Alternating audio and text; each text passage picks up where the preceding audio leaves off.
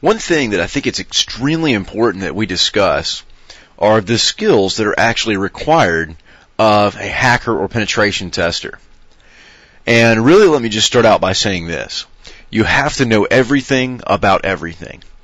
And I know that sounds really unrealistic, but it's absolutely true.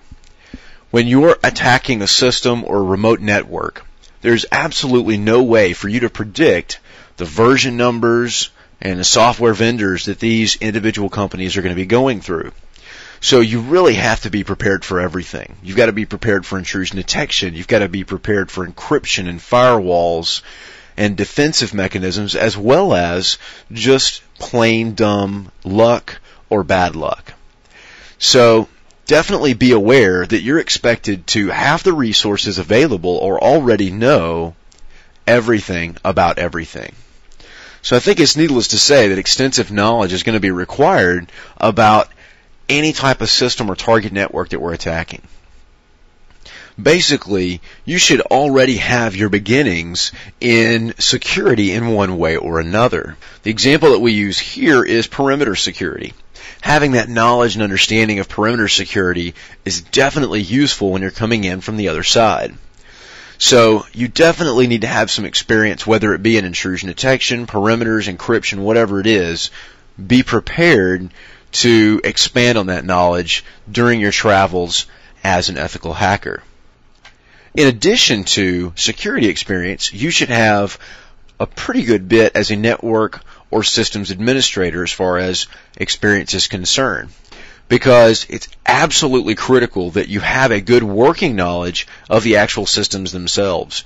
You can't hack a PBX box if you don't know how to operate one. And you can't hack a Unix system if you don't know what commands are available on that system. And that's, again, one of those reasons we say you have to know it all, or you at least have to know where to go to find that information.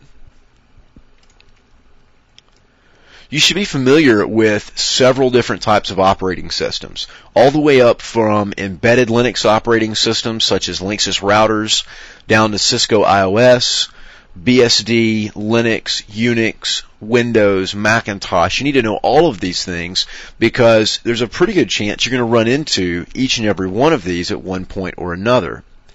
So you at least, at a minimum, need to have a working knowledge of how to move around and do basic administrative tasks in nearly every operating system available.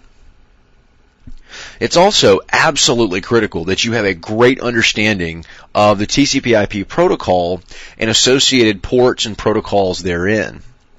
You need to at least understand what port 80 being open really means to us. Usually it's a web server, and being able to determine that by simply looking at a list of numbers is extremely important.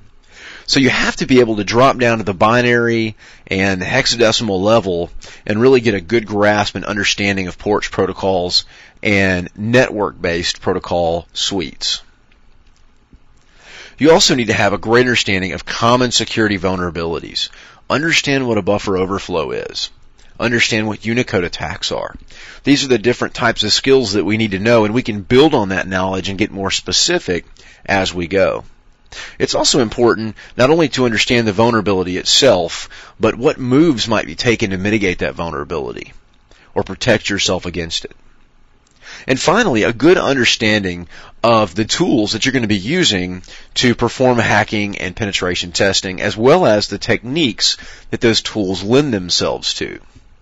You can be the best hacker in the world, and without tools, you're only going to get so far. And the same goes both ways. You can have all the best hacking tools in the world, but you got to know how to use them, and you got to understand what the techniques mean.